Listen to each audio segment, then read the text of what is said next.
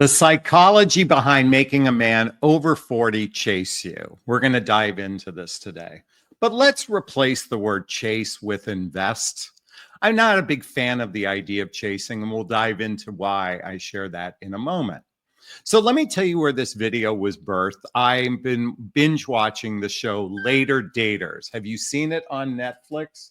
I highly recommend checking it out. It's for people in their late 50s and even 60s. And I think there's even a 70-year-old woman, and they get fixed up on blind dates. So check out the Later Daters on Netflix, okay?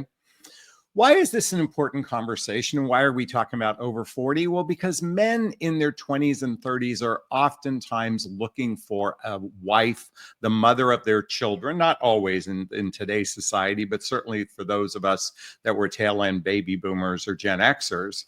And there's a different psychology for those of us in midlife. And if you're in midlife, I say it's after baby making years and before retirement. So most of my audience is between the ages of 42 and 69. And why is that so radically different? Is because for those of us that are in this age bracket, most likely 75% of us are divorced. Now, there's certainly those who have lost a spouse, and there's those that never have been married before. But divorce comes with it a unique set of circumstances. As I've said in previous videos, it's the unraveling of the tapestry of our life with someone else, and it's learning how to reintegrate into ourselves. And our psychology shifts as we've experienced childhood wounds and adult traumas. Now, before I get into that, I do want to say, for those of you that are single looking for love, it is okay to want a relationship. But what if it doesn't happen? What if you don't find a relationship that brings you joy, just like some of the folks in this show, the Later Daters? You know, they oftentimes say married people are the happiest, that men live longer if they're married. But what if that doesn't happen? Does that mean your life is doomed? I certainly don't want to subscribe to that. And what if you find yourself in the wrong relationship? Is your life going to be better? Are you going to live longer if you're in an unhappy, toxic relationship? Recently, I watched a Joe Dispenza video about living alone. People who live alone are actually happier. And it made me wonder about this. Made me wonder, if people are in an unhappy, toxic relationship, are they really happier just because they have a warm body possibly by their side? Those that have curated fully healthy, happy lives being by themselves seem to find more joy. They're not being controlled. They're not being criticized. They're not being stonewalled. They're not being gaslit. They're not finding people that are overly defensive. I think who we mate with, and I like what Esther Perel says, the quality of our lives is predicated by the quality of our relationships. And I will say this, the most important relationship you're ever going to have in your life is the relationship with yourself. You know, if I can share any lessons after losing my son, and many of you know I lost a child. There's a picture of him right there, Connor. It began a deep soul-searching experience for me by myself, learning how to love myself. It's the reason why I wrote a book called What the Heck is Self-Love Anyway? A Journey of Personal Development, Self-Help, and Spiritual Work. This isn't a dating and relationship book. It's a book to encourage you to go deeper than the surface beyond getting the guy. I know I'm a channel for women to help them understand men, but it's not about getting the relationship of your dreams, because the most important relationship you're ever going to have is the relationship with yourself. Now, as I said earlier, we are swimming in a sea of emotional dysfunctionality. There's a significant percentage of men and women alike who are, please forgive this language, but broken, selfish, jerks. You know, whether it's a man or a woman, we have a wounded population, emotionally wounded population. Doesn't make them bad. There's nothing wrong with that. It's just a fact of life. Many people have had childhood wounds in their early stages of growing up. Some people have adult wounds. This is why I'm such a big proponent of doing the individual work to heal.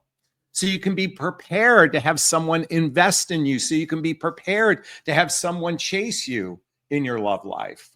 Because look at, I like what George Clooney said in the movie Up in the Air. Life is better shared. Life is better shared.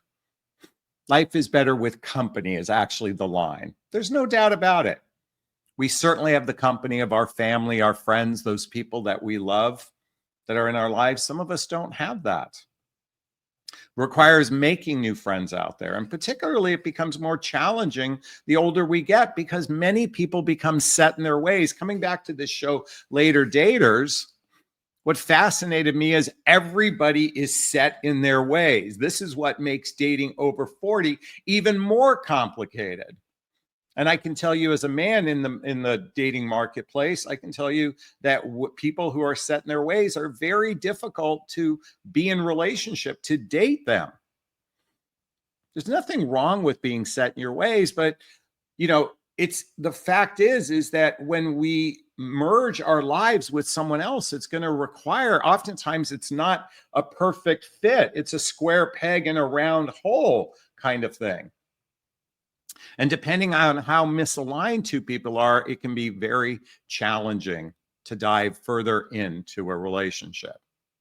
So you might be wondering what it is that a man psychologically needs to chase you, to invest in you. So I'm going to explore what I've observed are what I see in great relationships. And again, that these great relationships are the ones not to be chased, but to invest in. I know many of you women have been indoctrinated in the belief that the man must climb to the highest room of the tallest tower. He must chase you. The challenge with midlife men, they're set in their ways. They're tired of chasing. They're burnt out, just like you're tired and burnt out of investing. But when I look at the common thread of most healthy, happy relationships, and these happen to be with people that have probably done the inner work to be prepared to be in a relationship. Let me give you an example of some inner work. Understanding your love attachment style. If you're not familiar with this, I highly recommend reading the book Attached by Amir Levine and Rachel Heller to understand love attachment, the secure and insecure attachment styles. There's basically two types of attachment styles, insecure and secure. Let me do this again, secure and insecure. And within insecure, there is avoidant, fearful avoidant, and dismissive avoidant, and anxious. Anxious men will chase you because we're chasing validation. I am an anxious attacher. I'm very aware that that's my default attachment style. I'd like to think I'm moving closer to secure. We'll see what happens in my next encounter. Avoidants tend to keep space. They can tend to keep distance because they're afraid. But this is radically confusing for women because men, biologically speaking, chase sex. Whenever you've heard the phrase, men love the hunt, men love the chase, men love the hunt, men love the chase, what are we chasing? We're not chasing, I want to be in a relationship. They don't think that way. They're chasing that physical intimacy. And so it can be radically confusing depending on how much effort he gives. If he is love bombing, if he is over extravagant with his affections, it could simply mean he's chasing the sex. But he could be in an avoidant attachment style. I highly recommend reading this book. Because a secure person is going to approach the psychology behind investing in you slightly different. So let's take a look at what's have in common. All right, we just talked about sexual desire. Let's face it. Even men in their 70s still have sexual desire, but certainly that's what charges the engine is our physical attraction and our sexual desire. It's what gets the equipment up. Men oftentimes lead with sex, okay? Now, an emotionally evolved man isn't just leading with sex, but certainly sex is there on the forefront. But what else is he looking for? What is he looking for within you? I'm going to share with you one of the things I've noticed is that you're easy to connect with, easy to connect with. See, sadly, today in our current dating environment, because of online dating, many women are experiencing something known as circular dating. Circular dating. That means interacting with multiple men. They're being hit on by multiple men. And then what happens is they meet a good guy, but they're not giving him enough of a chance because there's another person in queue. See, I think all of this circular dating is what's causing people to bounce off of each other. And, one man is dating, interacting with three women at the same time. A woman is interacting with the three men at the same time, and they converge together, but they move apart. It's like atoms bouncing off of each other. They're not coalescing. They're not connecting because of all of this circular dating. I think that's one of the reasons why the minute a man feels like you're not giving him much of attention, you're not easy to connect with, he loses interest. By the way, now emotionally wounded men will chase. I should apologize here. Emotionally broken and wounded men will chase women that are difficult to get into their pants. I was going to say, the book The Rules is all about creating tension, but all that is a broken man's need to get validation, to get that conquest. So be very careful of using that as a manipulative ploy to get a man, because I don't think it works long term. By the way, my coffee mug says, "Don't make me go all psycho roommate on you." Now, another reason why a man will chase and invest you, please forgive my slurping, is that you have compatible lifestyles. One of the things I noticed in the show Later Daters is one of the men was saying that her lifestyle isn't compatible with his. In fact, several of the men said the same thing. It's important to have lifestyles that can blend together, that can meld together, that are compatible with one another. And within lifestyles, it also requires shared values and shared vision of your life. Shared values and shared vision. I live in Los Angeles. One of the highest values seems to be health and exercise, probably one of the top values. In fact, I think I have a fear that, I value health and fitness, or health and fitness, excuse me, is what I meant. But I mean, I'm like a 70% value it. I don't have it 100%. And I feel nervous that I'll be rejected because it's not 100%. Not that it isn't important to me, but I tend to value personal development, self-help, spiritual work, psychology, philosophy, human development. Spirituality is probably one of my highest values. And I'm just giving you some examples to noodle on for yourself. What is your highest values? What is your vision for a relationship future? I invite you to explore that for yourself. One of the other things I've noticed, the psychology behind, investing in these great relationships, is there's laughter and play between two people. It's funny, coming back to the show Later Daters, some of the people had great fun and play during the date, and the others, it was like, sandpaper with each other. There was no fun and play. Now, what I'm about to share next is probably the most important factor, psychologically speaking, to get someone to invest in you. And this works for you, both sides of the aisle, and that is gratitude. People are genuinely grateful. Can I share something with you, ladies? I've gone on dates where women haven't been very appreciative of the fact that I picked up the tab. But Jonathan, men are supposed to do that because that's what men are supposed to do. You know what? It's still a very generous act when a person does that. And I can tell you how sadly I've experienced almost dismissal or an expectation around that, which took away my agency for generosity, just to give you an example. I think sadly, people that are wounded are oftentimes not very appreciative and not very grateful. They're so deeply in their wound that they don't overly express gratitude in their lives. I'm not saying this is right. I'm just noticed this observation that people who are wounded are oftentimes less appreciative. It's just something to contemplate. But I will tell you, for the woman or man who expresses gratitude, expresses appreciation, is grateful, it is intoxicating to another emotionally healthy human being, is to be in a state of gratitude. One of the other things I notice men appreciate in women in particular is an agreeable personality.